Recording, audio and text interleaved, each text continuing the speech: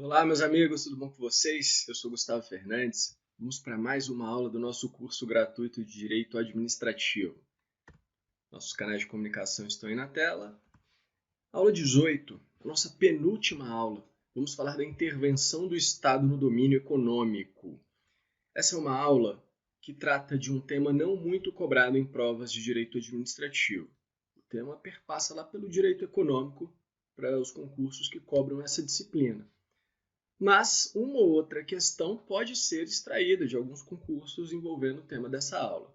Por isso a gente vai falar sobre o que tem de mais importante. É uma aula pequena, não tem tanta coisa assim. Como maior novidade, temos a Lei de Liberdade Econômica, que foi publicada em setembro de 2019. No finalzinho da aula a gente vai chegar nessa lei também. Então vamos lá. Doutrina. Qual é o doutrinador que fala sobre intervenção do Estado no domínio econômico? O José de Santos Carvalho Filho. Ele tem um capítulo específico no seu curso de Direito Administrativo sobre isso, que é inclusive a base do nosso material aqui. A de Pietro, Eli Lopes Meireles, outros autores, sejam mais modernos, sejam clássicos, eles não falam sobre a intervenção do Estado no domínio econômico. Pelo menos não colocam um capítulo específico para isso. Então, em muitos manuais e cursos de direito administrativo, você não vai encontrar esse tema. Não vai encontrar esse tema. O José de Santos Carvalho Filho é o que eu recomendo, embora ele tenha posições minoritárias em alguns pontos, como a gente vai falar aqui. Tópico 1. Evolução histórica das doutrinas político-econômicas. É importante saber, em primeiro lugar, que economia e política sempre caminharam juntas.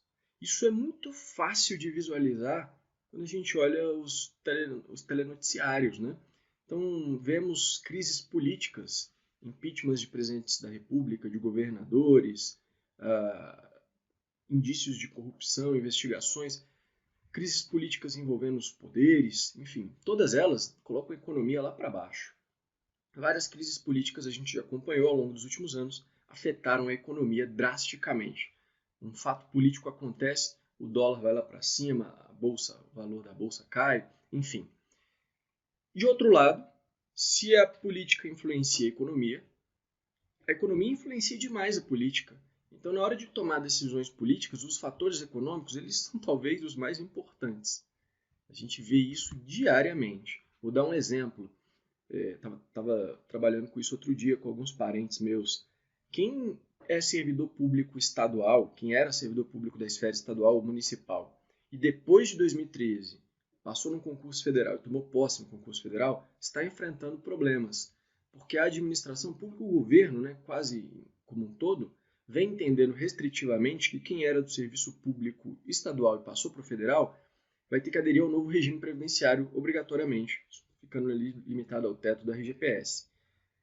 Mas se você olhar a emenda constitucional, a lei específica, você vai ver que ela fala em serviço público e não em serviço público federal. Então a interpretação mais correta aparenta ser que quem já era do serviço público pode, mesmo que tenha passado depois para o federal, pode optar se vai continuar no regime antigo ou no novo.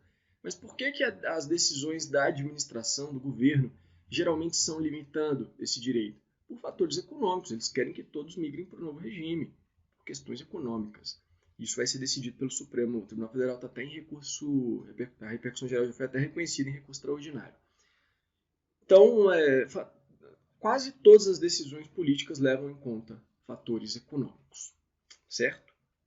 Por isso, o estudo das doutrinas político-econômicas. Inicialmente, final do século XVIII, vigorava o liberalismo econômico. Anote aí no seu material. O grande marco era a obra de Adam Smith, chamada A Riqueza das Nações, de 1776. Pregava-se a abstenção do Estado. O Estado ficava como um mero observador de fenômenos econômicos e também sociais. Mas no âmbito econômico, o Estado ficava só observando, deixava que se alastrasse ali a mão invisível do mercado. Não havia nenhum tipo de regulação na ordem econômica. Então, o liberalismo econômico. Posteriormente, com a passagem do Estado liberal para o Estado social no século XX, o que ocorreu por força da Revolução Industrial, começaram a se propagar as ideias de Karl Marx e começaram a eclodir movimentos sociais que demonstravam todo o inconformismo de um cada vez maior abismo entre ricos e pobres. Com isso, o Estado teve que agir, passou a adotar uma postura intervencionista. Esse é o modelo interventivo, na ordem econômica. Também, em outras ordens, o Estado teve que agir. Por exemplo, no âmbito dos direitos fundamentais, passou a prestar, passou a efetivar, concretizar aqueles direitos prestacionais, obrigações positivas, saúde, assistência social, educação, profissionalização. Isso também se imiscuiu para o campo da ordem econômica, inaugurando-se então uma fase conhecida, segundo Carvalho Filho, como o dirigismo econômico, em que o Estado passa a atuar como um regulador da ordem econômica. Olha como isso já caiu em prova. Veja que a questão não é tão recente, né? É um tema que não é muito cobrado. CESP 2014. O Estado liberal, surgido a partir do século XX, é marcado pela forte intervenção na sociedade e na economia? Errado. É o Estado social, né? O Estado social, que é marcado pela forte intervenção que surgiu no século XX. O Estado liberal é lá do século XVIII, é marcado pela abstenção, pelo liberalismo econômico. Veja aí uma questão tranquila para quem conhece essa evolução. Segundo ponto, ordem econômica. Tudo bem, desde a Constituição de 1934 já se falava em uma ordem social, já se trazia alguma questão envolvendo a ordem econômica. Agora, a Constituição de 88 é a primeira a tratar exclusivamente da ordem social no título 8 e da ordem econômica junto com a ordem financeira no título 7. Então ela vai inaugurar essa fase trazendo a ordem social de um lado, a ordem econômica e financeira no título anterior, no título 7. E esse título 7, que vai do artigo 170 a 192, é dividido em 4 capítulos. Os princípios gerais da atividade econômica, a política urbana, a política agrícola, fundiária e reforma agrária, e o sistema financeiro nacional, que tem apenas um artigo que, por uma emenda à Constituição, foi praticamente desconstitucionalizado. Desses 4 capítulos, o que interessa para a aula de hoje, para a intervenção do Estado no domínio econômico, é o primeiro, que trata dos princípios gerais da atividade econômica. E se você me perguntasse, professor, eu quero estudar a intervenção do domínio no Estado, do Estado no domínio econômico em 30 minutos, eu só tenho isso. O que eu faço? Eu falaria, leia dos artigos 170 ao 181, que trata desse capítulo 1 do título 7, Princípios Gerais da Atividade Econômica. A grande chance de esse tema cair em prova e ser cobrado algo desses dispositivos, do 170 a 181, é muito grande. Ali está o miolo, está o principal dessa aula. Beleza? No âmbito infraconstitucional, lembre-se da Lei 13.874, de 20 de setembro de 2019, que é a Lei da Liberdade Econômica, que teve um objetivo muito claro de promover a livre iniciativa e de restringir a regulação do Estado nessas relações. A gente vai ver um pouquinho dessa lei no final da aula. Artigo 170. Ele vai trazer os fundamentos da ordem econômica, os princípios e os fins. Primeiro, os fundamentos. São 2, aparentemente inconciliáveis. A valorização do trabalho humano e a livre iniciativa. Pela livre iniciativa, o Estado ficaria em uma postura abstencionista. Mas quando ele tem que valorizar o trabalho humano, ele tem que intervir para isso no mercado. Então veja, são posturas aparentemente divergentes e a nossa ordem econômica ela é realmente divergente. Toda a doutrina fala isso. E é um trabalho para o administrador, para o legislador, para os poderes constituídos de tentar fazer essa conciliação. Então, o Estado vai ter que intervir de certo modo, apesar de adotar um regime capitalista de livre iniciativa, porque ele tem que assegurar os valores sociais do trabalho humano no âmbito da ordem econômica e tutelar os trabalhadores, os grupos menos favorecidos. A livre iniciativa, por outro lado, é o postulado maior do regime capitalista, inclusive o parágrafo único do artigo 170 fala o seguinte: assegurado a todos o livre exercício de qualquer atividade econômica, independentemente de autorização de órgãos públicos, salvo nos casos previstos em lei. Então a regra é que qualquer um possa exercer qualquer atividade, independentemente de qualquer autorização estatal. O Carvalho Filho diz que, modernamente, o Estado não pode ser entendido como um mero observador lá da época do liberalismo econômico. Ele é um participante efetivo, é um fiscal econômico dos particulares, e disso se extrai também mais um argumento para que ele atue na ordem econômica. Além dos 2 fundamentos que a gente viu, da atividade econômica, temos os fins. Veja que o artigo 170 ele fala: a ordem econômica é fundada na valorização do trabalho humano e na livre iniciativa, tem por fim assegurar a todos uma existência digna conforme os ditames da justiça social. olha aí, mas a própria finalidade exige que o Estado intervenha para assegurar a justiça social e uma existência digna a todos. Observados os seguintes princípios. 1. Soberania nacional. 2. Propriedade privada. 3. Função social da propriedade. 4. Livre concorrência. 5. Defesa do consumidor.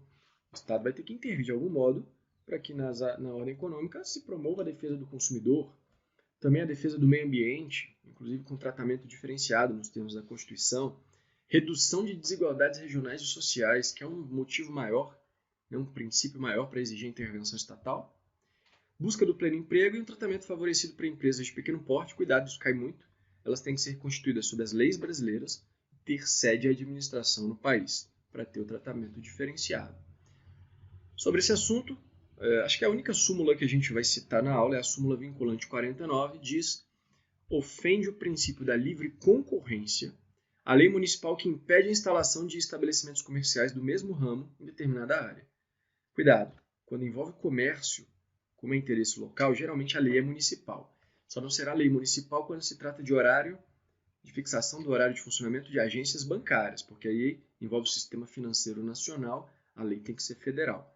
Mas qualquer outro horário de funcionamento de qualquer outra coisa, ou questões que não sejam só horário de funcionamento, qualquer questão envolvendo interesse local, comércio, a lei é municipal realmente. Mas a lei municipal não pode impedir que vários estabelecimentos comerciais se situem em uma mesma área, porque isso viola a livre concorrência. Então só pode ter uma farmácia a cada 500 metros. Não. Se quiser uma rua só de farmácias, depende de quem quer investir ali. Isso viola a livre concorrência. Formas de atuação do Estado. Aqui vem o ponto principal da nossa aula. E aqui o Carvalho Filho explica muito bem, eu concordo com ele, mas ele é minoritário. Ele fala o seguinte: o Estado pode atuar na ordem econômica, como um agente regulador do sistema econômico. Então o Estado vai criar normas, estabelecer restrições e vai fiscalizar. Esse é o chamado Estado regulador. O Carvalho Filho diz que essa modalidade de intervenção é direta. Por quê? Porque quando o Estado regula, estabelece normas, ele diretamente está atuando na ordem econômica. Eu concordo com ele. Mas, doutrina em peso, todo mundo fora o Carvalho Filho, diz que quando o Estado atua como agente regulador, a intervenção é indireta. Indireta. Segunda modalidade de atuação do Estado. Ao invés de regular, ele atua executando atividades econômicas, é o chamado Estado executor. Nesse caso, ele cria pessoas jurídicas estatais que irão atuar no mercado. Essa hipótese, segundo Carvalho Filho, é indireta, e eu concordo com ele, porque quando se cria uma empresa pública para exercer uma atividade econômica, o Estado apenas indiretamente está está mexendo ali na ordem econômica. É algo micro, então indiretamente. Agora, a doutrina fala que essa modalidade é uma intervenção direta. Agora, depende do foco também, eu acho que nenhuma está errada, né? Quando se fala que a intervenção é direta, quer dizer que o Estado está diretamente colocando a mão na massa ali, né? Criando a empresa, ele mesmo atuando. Quando fala que a intervenção é indireta, um regulador ele fica mais afastado, regulamentando, também tem lógica. Mas eu vejo mais lógica no Carvalho Filho. Se o Estado regulamenta a ordem econômica como um todo, isso é um impacto muito direto na ordem econômica. Quando ele cria uma empresa pública, o impacto é menor. É só para aquele setor ali, enfim. São duas modalidades diferentes de se observar o mesmo fenômeno. Para provas, o que você vai notar é o que está nesse quadro aí. A intervenção direta, doutrina majoritária, o Estado cria empresas estatais que vão exercer atividade econômica, em sentido estrito. É o Estado interventor. E a intervenção indireta é quando o Estado regula o mercado, é o Estado regulador. Olha como isso já caiu em prova. 2014, CESP. Veja que é uma questão lá para o CAD, né? Então, é um tipo de assunto que só vai cair para concursos bem específicos mesmo. A atividade regulatória do Estado é voltada à defesa de interesse público, de modo a prevenir e corrigir falhas de mercado e atuar no domínio econômico de forma indireta por meio de agências reguladoras. Correto? Quando o Estado exerce atividade regulatória, o Estado regulador, e o ponto importante são as agências reguladoras, segundo a doutrina majoritária, essa intervenção é indireta. Indireta. Quem estuda só o Carvalho Filho teria errado essa questão. Vamos ver rapidamente, então, o que tem de interessante do Estado regulador, que pode cair em prova, e o que tem de interessante do Estado interventor. Estado regulador, segundo Carvalho Filho, é aquele que, através de regime interventivo, se incumbe de estabelecer regras disciplinadoras da ordem econômica com o objetivo de ajustá-la aos ditames da justiça social, já que esse é um dos fins da atividade econômica, da ordem econômica.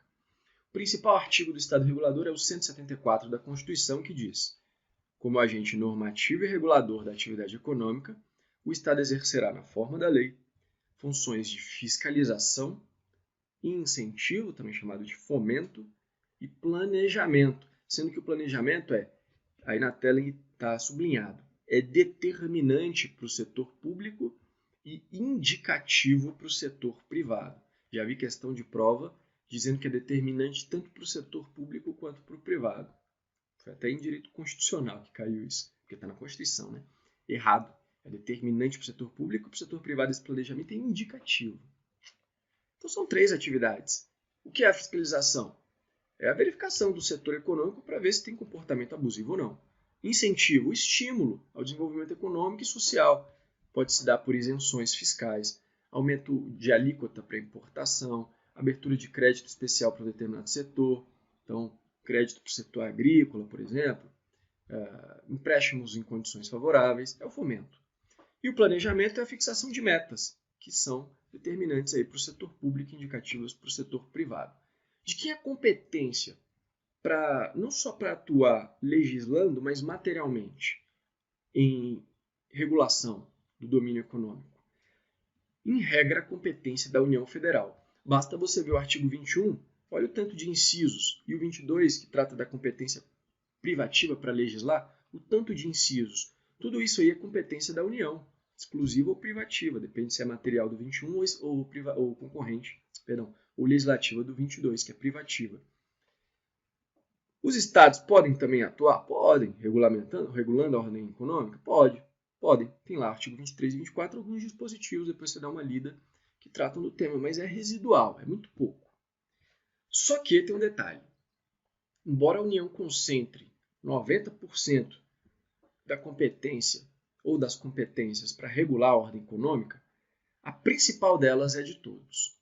É concorrente, é de todos os entes políticos, que é aquela de regular o setor econômico por meio das agências reguladoras. As agências reguladoras não são apenas federais, podem ser criadas pelos outros entes políticos. Então, cuidado. A União concentra competências reguladoras, mas a principal delas, que é a criação de agências reguladoras, é de todos. O estudo do Estado regulador compete analisar 3 principais pontos. São 3 finalidades aí do Estado. Reprimir o abuso ao poder econômico. Fala-se também no controle do abastecimento e no tabelamento de preços. Agora, um cuidado. É algo muito recente ainda, então é até difícil ver como isso vai ficar. Mas o controle do abastecimento e o tabelamento de preços, que eram trabalhados com maior densidade, por quem falava da intervenção do Estado no domínio econômico, Carvalho Filho, por exemplo, eu acredito que após a Lei da Liberdade Econômica, de 20 de setembro de 2019, isso perca muita força. Se não é que é eliminado. Mas se não for eliminado, pelo menos perde força. Por quê? Porque a principal lei que trabalhava o controle do abastecimento e o tabelamento de preços era a Lei Delegada 4 de 62. E ela foi revogada pela Lei de Liberdade Econômica. Então não há mais, pelo menos não tem mais essa lei principal falando do controle do abastecimento e do tabelamento de preços. A nova lei, ela diminui a regulação do Estado e aumenta a livre iniciativa e a livre concorrência. Então a gente vai falar aqui com prioridade da repressão ao abuso do poder econômico. A repressão ao abuso do poder econômico é a principal função do Estado regulador, busca evitar distorções nos setores desfavorecidos da coletividade. O Carvalho Filho conceitua essa repressão ao abuso do poder econômico como o conjunto de estratégias adotadas pelo Estado que, mediante intervenção na ordem econômica, tem o objetivo de neutralizar comportamentos causadores de distorção nas condições normais de mercado em decorrência do acúmulo de riquezas. Então veja, o Estado não pode ficar equidistante, porque vão surgindo distorções, empresas que começam a controlar o mercado, inclusive por técnicas vedadas, ilícitas, e o Estado então tem que neutralizar esses comportamentos abusivos. Olha o que diz o parágrafo 4º do 137. A lei vai reprimir o abuso do poder econômico quando ele visar dominação do mercado, dos mercados, eliminação da concorrência e aumento arbitrário de lucros. Parágrafo 5º também diz: a lei, sem prejuízo da responsabilidade individual dos dirigentes, da pessoa jurídica, vai estabelecer a responsabilidade da pessoa jurídica, sujeitando a punições compatíveis com a sua natureza quando praticar atos contra a ordem econômica e financeira e contra a economia popular. Atendendo a esses comandos, temos duas leis que eu recomendo que você e na sua casa, e eu vou trabalhar alguns pontos dela aqui também, mas que você depois dê uma passada de olhos nelas. A Lei 8137 de 90, que vai trazer os crimes contra a ordem econômica. E a Lei 12529 de 2011, que vai falar do Sistema Brasileiro de Defesa da Concorrência. Essas duas leis devem ser grifadas e analisadas em seus principais pontos, porque elas podem cair na prova. Vamos ver rapidamente o que elas dizem. Primeiro, a Lei 8137. Ela vai falar que é crime contra a ordem econômica. 1. Abusar do poder econômico dominando o mercado, como a Constituição diz, eliminando a concorrência, total ou parcialmente, mediante ajuste, acordo. Também é crime formar acordo, convênio, ajuste ou aliança, visando a fixação artificial de preços, de quantidades, ao controle em detrimento da concorrência da rede de distribuição, de fornecedores. É por isso que se fala, antes com mais razão, em tabelamento de preços, em controle do abastecimento, quando for o caso de estar ocorrendo essa disfunção no mercado, que é inclusive criminosa. A pena vai de 2 a 5 anos e multa. As três principais formas de dominação abusiva do mercado estão aí na tela. Tem outras, mas as principais são o cartel. Isso a gente conhece dos postos de gasolina, né? Quando grandes empresas se juntam para fixar um determinado preço, por exemplo, eliminando a concorrência, aumentando seus lucros. Então, os grandes postos de gasolina botam sempre o mesmo preço ali. Isso é cartel, porque aí isso coloca um preço que elimina a concorrência e só os grandes ali vão conseguir lucrar. O trust é quando uma única empresa domina o mercado, ela faz obrigando os concorrentes menores a seguirem uma determinada estratégia econômica. E o dumping é uma destinação de subsídio oficial do país a uma empresa para diminuir o custo do produto. Então, o custo do produto seria de 30 centavos. Com o subsídio oficial do país, cai para 5 centavos. E aí, com esse custo excessivamente baixo, o preço do produto vai para o mercado internacional lá embaixo. E aí quebra todas as empresas concorrentes, diminuindo a competição em outros países, eliminando a competição. Esse é o dumping. Também é vedado. Já a Lei 12529 vai trazer um rol de infrações à ordem econômica. O principal é dar uma olhada no 37 e no artigo 38. O artigo 37 vai trazer as penas de multa e o 38 algumas penas especiais, quando a pessoa jurídica e seu dirigente praticam infrações à ordem econômica. O 37 vai falar: se for uma empresa que praticar essas infrações, pode receber multa de 0,1%, né, 0,1%, até 20% do valor do faturamento bruto da empresa, grupo ou conglomerado do último exercício financeiro anterior ao processo administrativo. Isso aqui já caiu em prova que eu fiz para a magistratura quando eu estudava para concurso. Pode ser que caia aí até hoje, né? Se for pessoa física ou outras pessoas jurídicas, direito público, né, que não forem empresas, não têm faturamento bruto, não exercem atividade empresarial, então a multa vai ser de R$50 mil a 2 bilhões de reais. 2 bilhões. E se for o administrador, direto ou indiretamente responsável pela infração, tem que ter culpa ou dolo, responsabilidade subjetiva, ele recebe multa de 1% a 20% daquela que foi aplicada à empresa ou à associação. E o parágrafo único diz que, havendo reincidência, a multa será aplicada em dobro. Já o 38 vai trazer outras penalidades, por exemplo, exigir que se publique extrato da decisão condenatória no prazo previsto na lei, que a penalidade pode ser de proibição de contratar com instituição financeira oficial e de participar de licitação por prazo não inferior a 5 anos, pode inscrever o infrator no Cadastro Nacional de Defesa do Consumidor e outras que estão aí na tela, vai até o inciso 7, eu peço que você dê uma lida em casa depois, para a gente não ficar lendo aqui dispositivo, não tem sentido. A Lei 12529 ainda fala também no artigo 31, que ela se aplica a pessoas físicas também, e também pessoas jurídicas, seja direito público ou privado, e associações, ainda que não tenham personalidade jurídica, ainda que sejam constituídas apenas de fato, apenas temporariamente. Aplica-se ainda que exerçam um monopólio. A responsabilidade é solidária, é atribuída tanto às empresas quanto aos dirigentes, e inclusive abarca o grupo econômico. O artigo 33 deixa claro, todas as empresas integrantes do grupo econômico, inclusive o grupo econômico de fato, quando uma delas pratica infração, pode alcançar todas do grupo econômico. E o 34 trata da desconsideração da personalidade jurídica. E é bem ampla, as hipóteses são bem amplas, né? Quando há abuso de direito, excesso de poder, infração da lei, ato ilícito, violação do estatuto do contrato social, falência, insolvência, encerramento ou inatividade da pessoa pela má administração. O 46 trata da prescrição, 5 anos a ação punitiva estatal, conta-se do dia da prática do ilícito, e se for infração permanente ou continuada, a partir de quando ela cessar. A respeito da prescrição, peço que você dê uma olhada depois na lei, porque ela vai trazer causas de suspensão, de interrupção, prescrição intercorrente em 3 anos, e aí a gente não vai ficar detalhando aqui porque é mera leitura do dispositivo.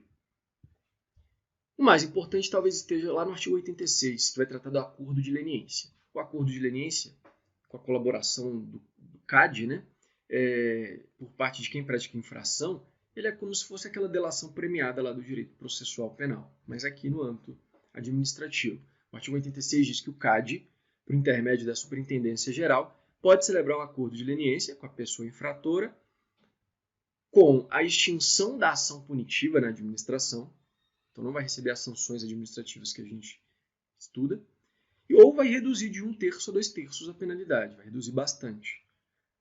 Esse acordo de leniência pode ser celebrado não só com pessoa jurídica, mas também com pessoa física, desde que colabore efetivamente com as investigações e com o processo administrativo. Mas não basta só colaborar efetivamente, tem que ter o resultado. 2. Dessa colaboração tem que resultar a identificação dos demais envolvidos e a obtenção de informações e documentos que comprovem a infração. Então a lei é bem exigente nesse ponto.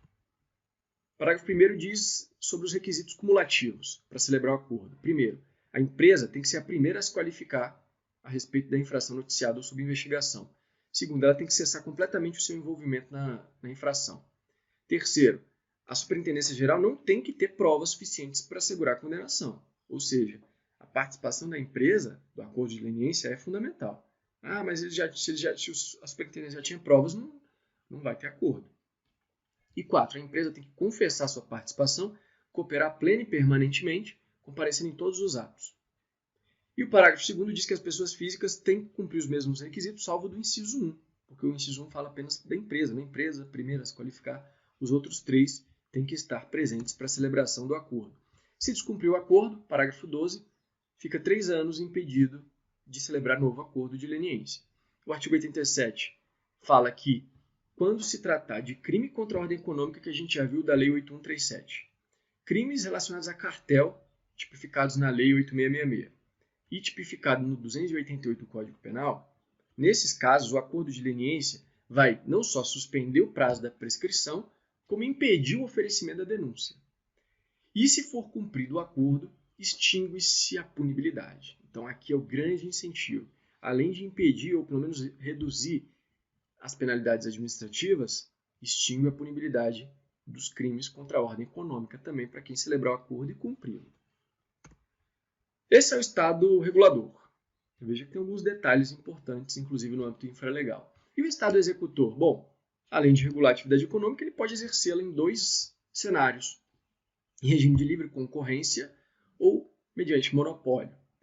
A livre concorrência vai se dar com a criação de empresas estatais, e aí a gente estuda o artigo 173 que diz: ressalvados os casos previstos na Constituição, que são os casos de monopólio, a exploração direta da atividade econômica pelo Estado só será permitida quando 1. Necessária aos imperativos da segurança nacional e 2. Necessária a relevante interesse coletivo definidos em lei. O Estatuto das Empresas Estatais, lá de 2016, Lei 13.000, não lembro se é 13.300 ou 13.303, acho que é 13.303, a 13.300 acho que é do mandado de injunção, mas uma das duas, que traz o Estatuto das Estatais, vai delimitar ainda mais esse dispositivo, vai minudenciar, e vai exigir que no ato constitutivo se comprove exatamente que situação é essa necessária à segurança nacional ou ao interesse coletivo. Fora essas duas hipóteses, não se pode criar empresa estatal que intervenha diretamente no domínio econômico. Isso, então, o tema das empresas estatais, a gente não vai ficar se alongando, porque já estudamos quando falamos de empresas estatais lá no estudo da organização administrativa. E o monopólio?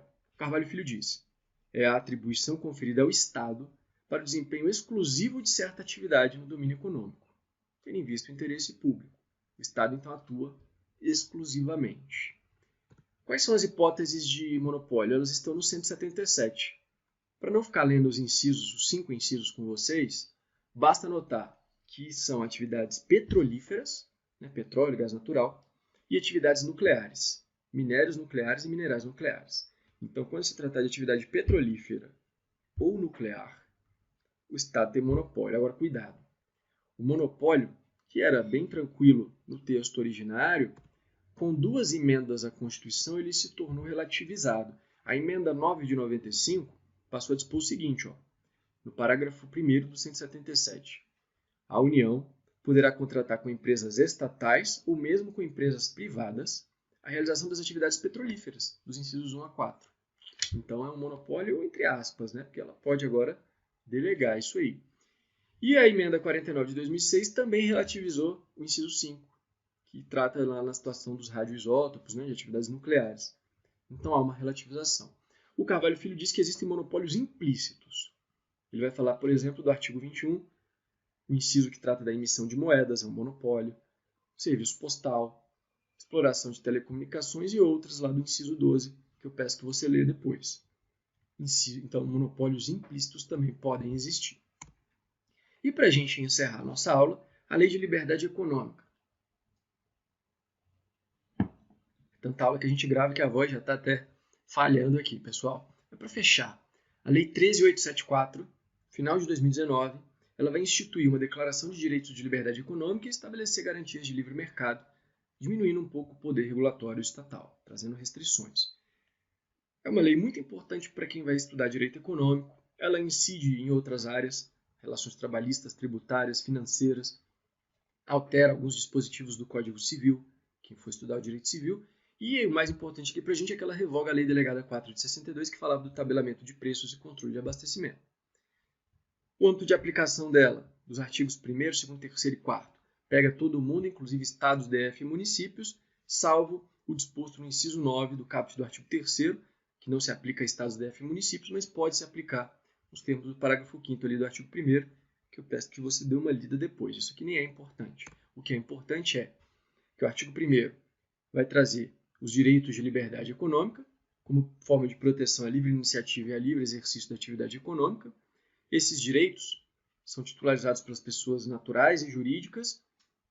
São eles, lá do artigo 3º, desenvolver a atividade econômica de baixo risco, para a qual se vale exclusivamente de propriedade privada, própria de terceiros, que é consensuais, sem a necessidade de qualquer ato de liberação do poder público. Então, a atividade econômica de baixo risco, o Estado não pode ter que exigir liberação. 2. Desenvolver a atividade econômica em qualquer horário, em qualquer dia da semana, inclusive feriado, sem que esteja sujeito a cobranças ou encargos adicionais, desde que observe normas de proteção ao meio ambiente, as restrições do regulamento condominial, do contrato, direito de vizinhança, legislação trabalhista. 3. Podem as empresas definir livremente, em mercados não regulados, o preço dos produtos e do serviço, como consequência da oferta e da demanda, da oferta e da procura. E vários outros direitos que eu peço que você lê depois do artigo 3º. Já o artigo 4º vai trazer, tratando das garantias de livre iniciativa, ele vai falar, é um dever da administração e das entidades que estão submetidas a essa lei, quando for regular, no exercício de regulamentação de norma pública, pertencente à legislação sobre a qual essa lei versa, que é tributária, financeira, econômica, trabalhista, civil, enfim, exceto se em cumprimento de previsão explícita em alguma lei, então é um dever da administração evitar o abuso do poder regulatório, de maneira a indevidamente criar reserva de mercado a favorecer na regulação grupo econômico, em prejuízo dos concorrentes, então não pode. Não pode redigir enunciados que impeçam a entrada de novos competidores no mercado, sejam eles nacionais ou estrangeiros. Não pode exigir especificação técnica que não seja realmente necessária para atingir o fim desejado. Tudo isso é para livre concorrência e livre iniciativa. Não se pode redigir enunciados que impeçam ou retardem a inovação e a adoção de novas tecnologias, salvo situações consideradas de alto risco.